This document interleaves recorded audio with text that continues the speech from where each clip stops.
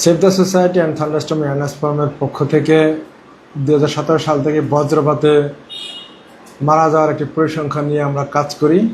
তো আমরা বর্তমান যে চলতি বছর, এই চলতি বছরে 4 মাসে 72 জন মৃত্যু হয়েছে। এর মধ্যে 70 থেকে 80 ভাগই হচ্ছে কৃষক। তো আসলে যত মানুষ মারা যায় এদের মধ্যে কৃষক বেশি হওয়ার কারণ হচ্ছে যে তারা খোলা আকাশের নিচে কাজ করার কারণেই কিন্তু মারা যেয়ে থাকে। আর বজ্রপাতটা হয় কিন্তু খোলা আকাশের নিচেই। তো যখনই বজ্রপাত হয় তখনই কিন্তু খোলা আকাশের নিচে কোনো মানুষ ছাড়া আর কিছুই থাকে না। রাস্তাঘাটে সাধারণত গাছপালা থাকে, কিন্তু খোলা আকাশের নিচে বিশেষ করে হাওড় অঞ্চলে, বিলে, এইসব জায়গায় কিন্তু কোনো ধরনের মানুষজন মানুষ ছাড়া কিছুই থাকে না। যে কারণে যখনই বজ্রপাত হয় তখনই বজ্রপাতে তার উপর প্রভাবিত হয়। তো এই জন্য বজ্রপাত থেকে যদি বাঁচতে হয় যে কাজটি করা লাগবে সেটা হচ্ছে, প্রথমেই যখন দেখবে যে আকাশে কালো মেঘ দেখা যায়, একেবারে আকাশটা কালো হয়ে আসছে, এই সময়ে কাজ না করে দ্রুততম সময়ে কোনো পাকা ঘরে অবস্থান করা। এরপর হচ্ছে যে যখন বৃষ্টি হয়, অনেক সময় দেখা যায় আমাদের কৃষক ভাইয়েরা রোদে কাজ করতে তাদের একটু সমস্যা হয়ে থাকে, যে কারণে হালকা বৃষ্টি হইলেও, অল্প অল্প বৃষ্টি হইলেও ওই সময় তারা মনের আনন্দে আরও কাজটা করতে থাকে, কাজটা তার করা সহজ হয়ে থাকে।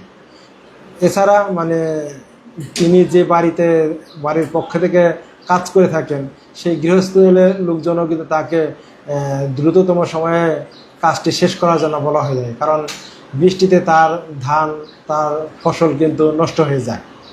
কিন্তু বজ্রপাতে কিন্তু এই যে যখন হয়, তখন কিন্তু বৃষ্টি যখন হয় তখনই কিন্তু বেশিরভাগ সময় বজ্রপাত হয়ে থাকে।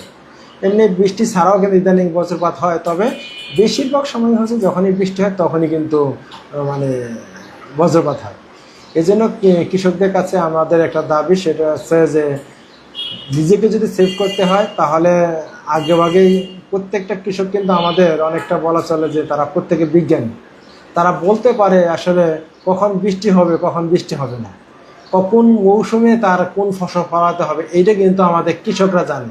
কিন্তু একটা শিক্ষিত মানুষও কিন্তু জানে না, ভালো মতো বলতে পারবে না কখন কোন ফসলটা ভালো ফলে, কখন কোন ফলাইতে হবে, কখন পানি আসার আগে তার ফসলটা করা যাবে। এই ধরনের নলেজ কিন্তু তাদের আছে, কিন্তু তাদের যে চেষ্টা হবে সেটা হচ্ছে তাদের সচেতনতা নাই। তারা না জেনেই যখন আকাশে কালো মেঘ দেখে বৃষ্টি হয় তখন তারা কাজ করতে থাকে। যখন কাজটা করতে পারে না, কাজ করতে করতে ক্লান্ত হয়ে যায় বা ঠান্ডা লেগে যায়, তখন তারা কি করে, একটা জায়গায় আশ্রয় নেয়। আর সেই আশ্রয়টা কোথায় নেয়? গাছের নিচে, অর্থাৎ আশপাশে যখন কোনো গাছপালা পায় তার নিচে গিয়ে অবস্থান করে। এই যে গাছের নিচে যে অবস্থান করা, এইটাও কিন্তু অনিরাপদ। তো বজ্রপাত থেকে বাঁচতে হলে কৃষকদের সচেতন করতে পারে। কৃষকদের তো সরাসরি আমাদের সচেতন করা অনেক কঠিন একটা কাজ, কারণ অনেক সময় তাদেরকে পাওয়াও যায় না। আমরা বিশেষ করে হাওড় এবং খোলা আকাশের নিচে যখন যাই, তাদের সাথে একটু কথা বলতে চাই, তখন কিন্তু তারা আমাদের সময় দিতে পারে না, বাস্তবতা নিরীক্ষে। কারণ হচ্ছে তাকে কত তাড়াতাড়ি তারা সে কাজটা শেষ করবে, সেটা তার একটা টেনশন থাকে। এই জন্য অন্ততপক্ষে হাওড় অঞ্চলে যেহেতু বজ্রপাতটা বেশি হয়ে থাকে, এই অঞ্চলে যত স্কুল, কলেজ, বিশ্ববিদ্যালয় আছে, অতি দ্রুততম সময় যদি আমাদের এই স্কুল কলেজে একটা করে সেশন দেওয়া যায় প্রতিটা ক্লাসে, যে কখন বজ্রপাত হয়, বজ্রপাত হলে করণীয় কি, আমাদের কি করতে হবে, আমরা এইটুকু 10 থেকে 15 মিনিটের যদি সেশন দেওয়া যায়, তাহলে কিন্তু ওই হাওর বা বিলে অঞ্চলে যে মানুষজন আছে তার ওই প্রতিটা পরিবারে কেন কেউ কিন্তু স্কুলে পড়াশোনা করে, তাকে জানায় দিলে সে কিন্তু তার বাবা মাকে বলতে পারবে যে বাইরে এই সময় যাওয়া যাবে না।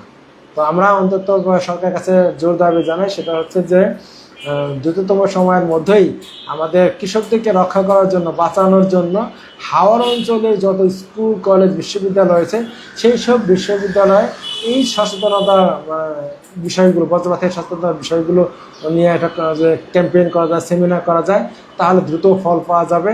আর 2 নম্বর হচ্ছে যে অনেক সময় তো আসলে সচেতন আমি, কিন্তু আমি হাওড়ের মাঝখানে চলে গিয়েছি, ওখান থেকে কিন্তু আমি চাইলেই দ্রুততম সময়ের মধ্যে নিরাপদ জায়গায় আশ্রয় নিতে পারছি না। যেই কারণে আমরা বলি সরকারের কাছে, সেটা হচ্ছে হাওড়ের 1 কিলোমিটার দূরে, আধা কিলোমিটার দূরে যতটা সম্ভব আর কি, যদি শেল্টার সেন্টার স্থাপন করা যায়, পাকা ঘর স্থাপন করা যায়, তাহলে কিন্তু সেখানে কিন্তু কৃষকরা গিয়ে অবস্থান করতে পারবে। এই 2টা জিনিসকে যদি অন্ততপক্ষে সরকার গুরুত্ব দিয়ে কার্যক্রম হাতে নেয়, তাহলে আমি মনে করি আমাদের যে কৃষক ভাইয়েরা আমাদের অন্নের ব্যবস্থা করে, যারা আমাদের নাগরিকদের খাবারের ব্যবস্থা করে, তাদেরকে কিন্তু রক্ষা করা সম্ভব হবে।